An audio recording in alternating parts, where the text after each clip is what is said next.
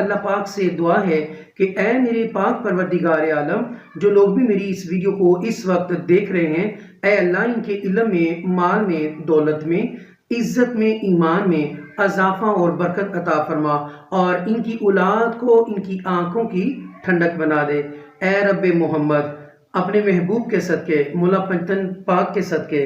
अहले बैत के सदके, जनाब सैयदा कायनात के सदके